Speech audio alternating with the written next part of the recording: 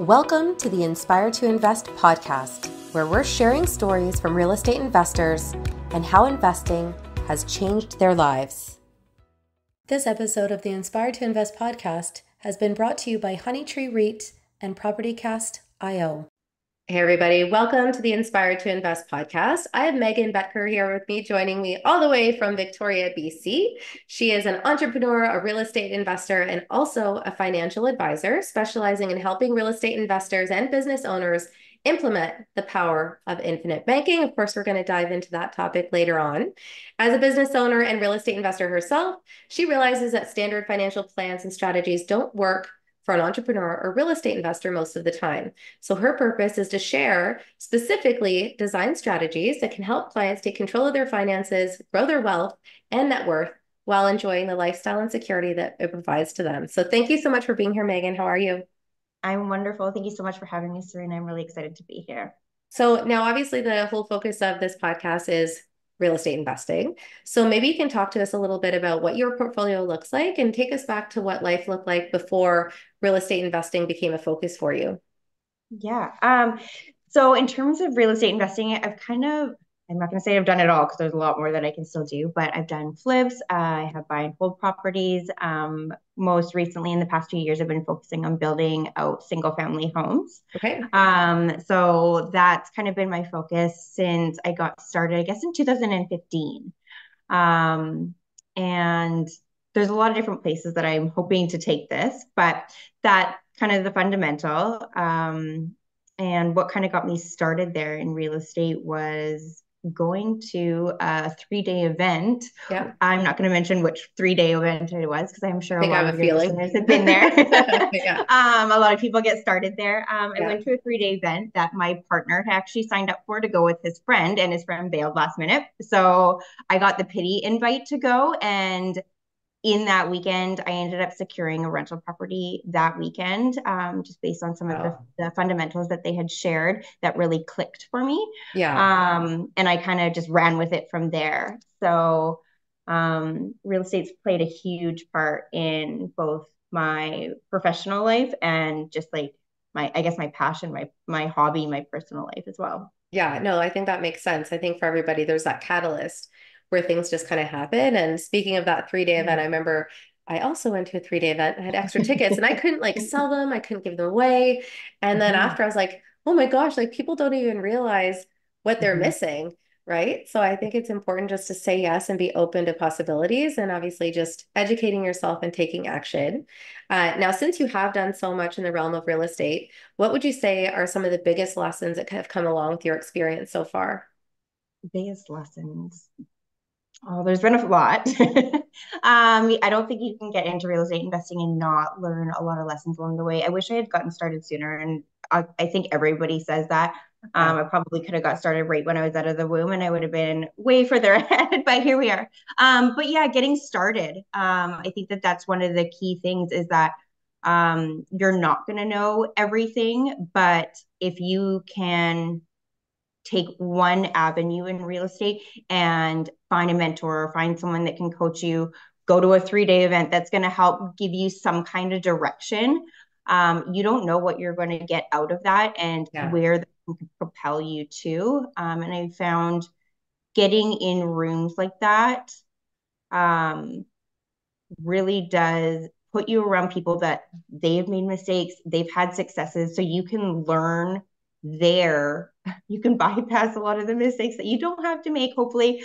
But it can give you some direction too, right? Like I meet a lot of people that want to get started in real estate investing, but they're really not sure where to start. There's so much content out there nowadays, which is a blessing and I think a challenge for a lot of people. So if you can find one thing to focus on and take that can kind of consistency, just take like one step at a time in that area. I think that that's a huge like learning point, I guess. Yeah, there's one speaker that I saw not too long ago, and he talked about the cost of lost opportunity. And basically, by getting in front of these rooms or educating yourself, obviously you can accelerate your growth. So instead of taking 5 years to get somewhere, if you can do that in 8 months or a year, just think about how much further ahead you'd be by gaining that, right? So I thought that was a really powerful way to look at it, where oftentimes feel like, oh, but it costs this. Like, yeah, but when you look 100%. at the time you're losing, if you don't, then obviously that makes perfect sense. I think that kind of goes Um, back to that quote where it says, if you want to go fast, go alone. If you want to go far, go together. yeah, Um, and I think that that's kind of like a key. Like the more people that you can surround yourself with and absorb that information, yeah, uh, I think the likelihood of um, not having to learn hopefully as many lessons or mistakes or yeah. things like that, I think that could take you really far. Yeah, no, absolutely. Now, when you look back at some of the things that you have done, is there anything that stands out to you as one of the biggest obstacles that you had to face and overcome? Yeah, I think one of the biggest obstacles that I probably had to face was myself, to be honest, getting out of my own way, my own head. And I think that that resonates for a lot of people. I remember I'm going to say it was probably about 2016, maybe 17, sitting in my counselor's office and telling him that I wanted to get started building homes. I could envision this life that I was going to create when I was doing that. And I didn't know, I'd never built a thing. I had no idea how I was going to get into building homes. Where do you start again? But I remember that so vividly and I could just feel it in myself. And it was kind of taking the risk on myself to just start. Um, and again, that comes down to meeting the right people. So I think it was getting out of my way and not asking the questions, well, how am I going to do this?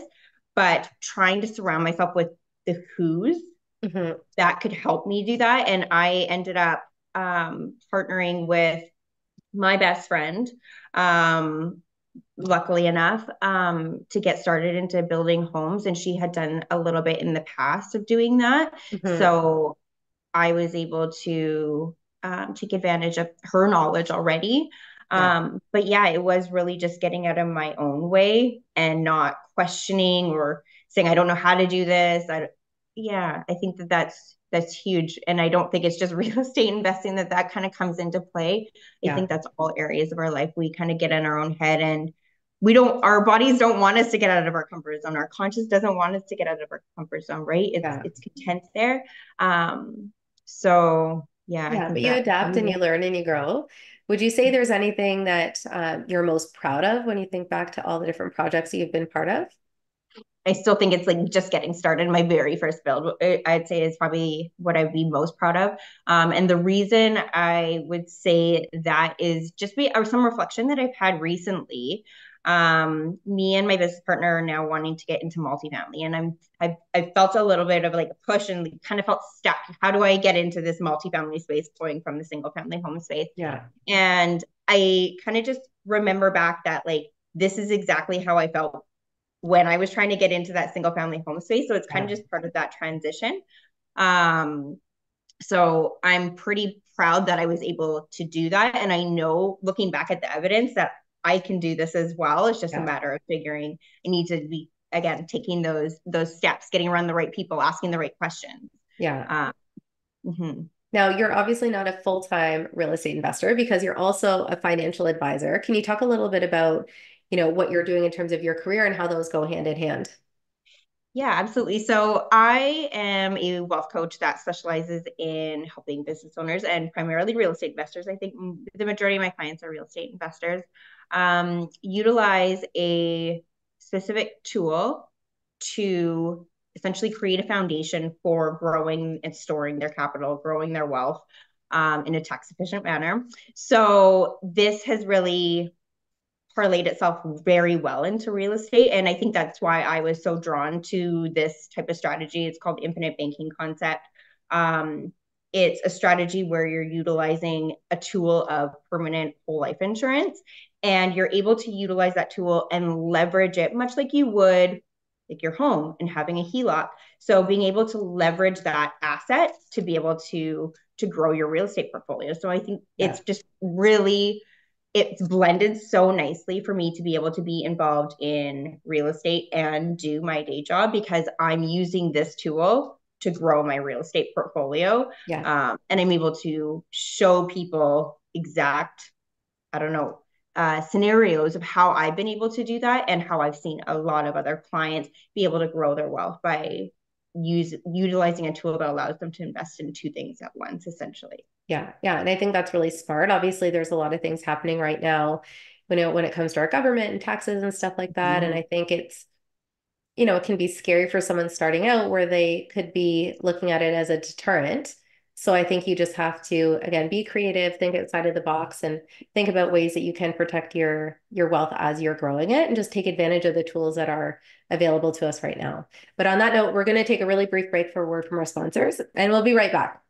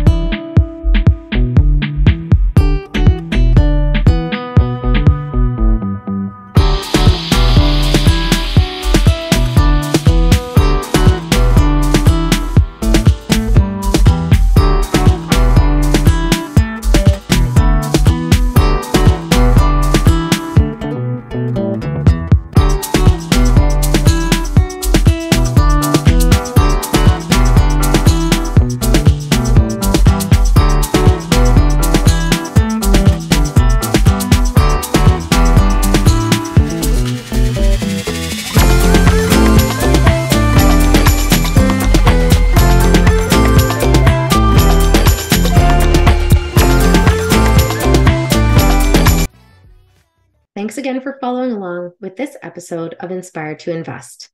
In addition to real estate, investing, and running my own brand experience agency for 18 years, I also published a book called The Accidental Entrepreneur in October of 2021. This is my story, and it chronicles how I turned tragedy into triumph to embrace my destiny in entrepreneurship. If you're interested in picking up a copy, you can find the link at serenahomesrealtor.com, and you can also find my link tree with all of the retailers in the details below. Thanks again for your support. Is the real estate investment you're considering a gold mine or a landmine? Introducing PropertyCast.io, the black magic of real estate investment analysis. Use PropertyCast.io to analyze and underwrite real estate investment opportunities, unlock the potential of a property, and share professional reports. Jordan McGregor is a commercial realtor and founder of PropertyCast.io.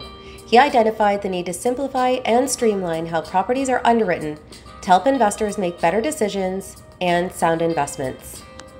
PropertyCast.io is a best-in-class purpose-built tool for real estate investment analysis. To find out more, go to PropertyCast.io, and to sign up, click the link in the show notes. Inspired to Invest is proud to support the Beyond Success program. In today's complex world, it's absolutely crucial for our youth to learn how to take charge of their financial future. We believe that every young person deserves access to accurate, practical financial information. Designed to bridge the gap, the Beyond Success program leverages a comprehensive educational bootcamp to equip young minds with essential financial literacy skills. At Beyond Success, it's not just about teaching financial literacy, it's also about fostering a foundation for a prosperous and empowered future. Join us. Together we can build a brighter financial future for the next generations. Join us. Together we can build a brighter financial future for the next generations. Hey everybody, welcome back to Inspired to Invest. We have Megan Betker here with us today. She's a real estate investor as well as a wealth advisor. And she was talking to us before the break about how she leverages infinite banking to basically protect and grow her wealth as a business owner and also a real estate investor. But going back to the concept of real estate investing, can you share anything that would be the craziest thing that's ever happened to you? The craziest thing, I would say, I think two come to mind. Me shoveling driveway on a flip that I was doing when I was about 9 months pregnant. I was due 2 weeks later. So that was just crazy in my own head. The second would be having, we rented out a property and we thought we had a really great tenant. He was there for a couple of years. We thought he had this suite having his family in it. And we went there for an inspection one time and there was like all these random doors on really like closet, like things that shouldn't have been rooms that he was just renting out extra spaces. Oh, wow. Carpets were destroyed. So we gave him his notice, and then he started coming to our home in the middle of the night, our personal home, and yelling on our street Oh, dear. and leaving things at our door. And yeah, it was a whole thing, but you can't have the good without the bad, right? Yeah. So thankfully that was my one nightmare tenant. But I've also had some really great ones. Yeah, no, I can appreciate that. I have an uncle that went through a separation and he ended up renting a basement at a house, not realizing that he was basically moving into a rooming house. And, same thing. The landlord was just renting all these spots, like the landing between the basement and the next floor. Like the living room was like curtained off. So someone like had their room was in the living room. So, she was even renting, I think, above the garage. So maybe 9 or 10 different spaces. And it culminated that I have a cousin that went by just to drop off like an aquarium or something like that. And basically like SWAT descended on the house. Oh Uh, my goodness. I don't know exactly on what. I don't know if it's for drugs or guns or something. But the irony is my uncle was actually the like a manager at a jail here in Toronto.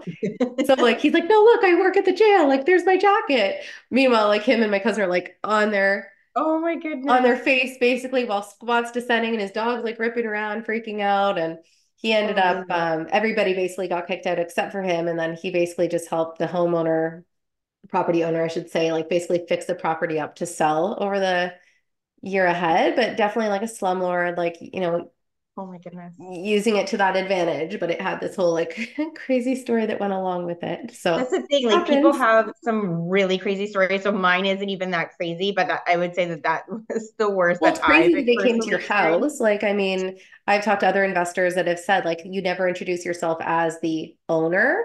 You just say, Mhm. oh, like, I just work here or whatever it is. And he gave me a story about someone that, he shared that he was the owner and then they were texting him, like, asking for money all the time. And, I think because they had a child that he felt bad for, he would send money kind of here or there over the years. But he's like, yeah, I learned, like, you never tell anybody who you are. Yeah, I definitely wouldn't put my primary residence on the tenancy application again. That's for Yeah. sure. Yeah. If had I been home alone, I think it would have been a lot more distressing. Yeah. Being home with my infant at the time, but you know, Yeah, yeah, it's all part of living and learning. yes. But I guess when it comes to down to advice and stuff like that, obviously you talked a lot about educating yourself. What would you say is some of the best advice that you've received as a real estate investor? The best advice that I've received as a real estate investor would be to invest in yourself. I think investing in yourself is the best possible investment you can make because your potential is unlimited. We all want to be putting our money in places that it's going to grow, and Yeah. we have the ability to grow our money. With more knowledge, we can grow our money. With better network, more skills, and things like that, we can grow our net worth. And I think we underestimate how much we can do by leveling up ourselves. Yeah. Um, so I think that that's probably the best invest or the best advice that I've been given. Yeah, and I can understand, like, obviously it's so important to invest in yourself, but at the same time, I know there's just so much out there where people are charging money. So you also want to make sure that you are investing it in the right places, and that you're not being taken advantage of just because the cost can really widely vary. Like you can be looking at anything from a couple thousand to like 35,000, So obviously you want to make sure that you're going to get that return. And I think the biggest thing is that you have to be ready to take action.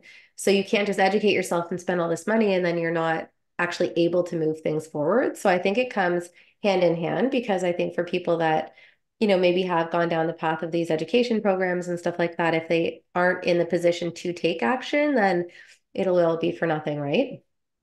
Unfortunately, I think a lot of the education programs see that too. They see a ton of people come through their doors, they invest the money, and they're not cheap, 100%. And then they're not ready to take action, or they don't have it in them for whatever reason, whatever there is holding them back. Yeah. Um, yeah, and that's just like going down and like investing in anything and then losing your money, right? Yeah. Yeah. You need to be able to, and that's important to invest in your mind and things like that as well. If you're to try to maybe get past some of those blocks Yeah. Yeah. No, that's for stopping sure. you from taking action. Now, when you think about how real estate investing has impacted your life, can you talk a little bit about, what that looks like for you now that you're 9 years in? Mhm. I could not imagine not being invested in real estate. So I don't do real estate as my full-time gig. I don't intend to do it as my full-time gig because I absolutely love what I do, like on the for a day-to-day. But the ability to create something and like drive past houses that I've built with my son, and we know that he's like put his handprint in things. It's huge. It's just amazing to know that we're creating something that someone's going to build their memories in, essentially. Yeah. Um, yeah, like, I couldn't imagine not continuing on in this space. It gives me the peace of mind knowing that I'm building a net worth essentially that's going to create my pension. Like I don't have a lot of people don't have pensions anymore, but I definitely don't have a pension with what I do. I'm self-employed. So doing my real estate, that is my retirement, my quote unquote retirement fund. That is my future fund, right? Like that's what's going to build up something for my son as well. So real estate's given me that freedom. I make decent money in my job, and that's what covers our expenses. And then we're able to just keep building and expanding with our real estate. So that's really my trajectory there. Yeah. But the peace of mind that it's brought, it's so That's valuable. huge. Now, a lot of people go down this path of real estate investing because they want to be financially free. So I'm curious to know what financial freedom means to you and if you have a particular financial freedom number in mind. I would have had a financial freedom number in mind at some point, but with inflation, all of these other factors, I feel like that number keeps changing. And I think it's going to have to keep adjusting as time goes on.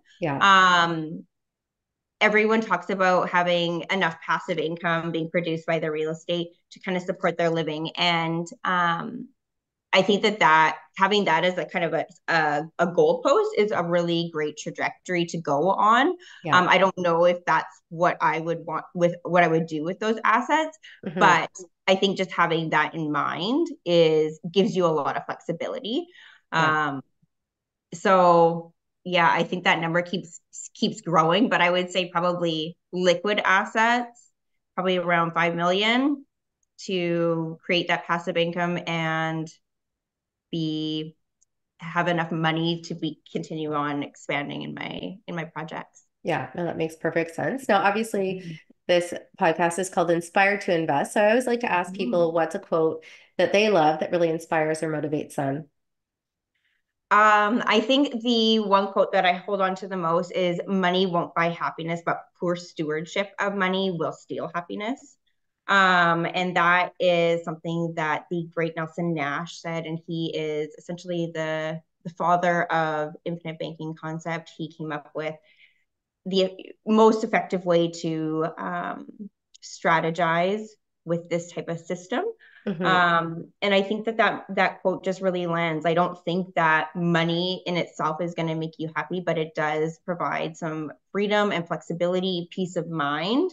And I think if that's a constant worry, like a lot of us grow up, like this story isn't unheard of. Like my parents struggled with money and it was stressful in the house. And I think if we can find ways to mitigate that, both for ourselves, for our family, for our loved ones, I think the quality of life that we're able to then have, I think it just is exponential. Yeah, no, that's huge. Now, if anyone wants to get in touch to learn more about infinite banking or home building, what would be the best way for them to get in touch with you? Probably reaching out on either social media or email is great. Social media is just at Megan Betker. You can also find VI Vantage Point Financial on Facebook. So either of those methods also work. Great. And I will leave my email contact with you so that can go out in the notes. Great. So we'll make sure that's in the show notes below. Of course, thank you for taking time out of your busy day to chat today. And for anyone that is watching, thank you for your time. If you've enjoyed this episode, make sure that you have subscribed below and you're following along on social at Inspire to Invest Podcast. And remember, when you invest in yourself, the sky's the limit. Thanks again. Thank you to HoneyTree REIT and PropertyCast.io for bringing you this episode of Inspired to Invest. The views represented on this podcast are for general information only and does not constitute investment or other professional advice or an offering of securities. The host and guests featured on Inspired to Invest make no representations as to the performance of any particular investment. Should you decide to make an investment, you are responsible for conducting your own review and analysis. It is recommended that you obtain independent legal, accounting, and tax advice from licensed professionals.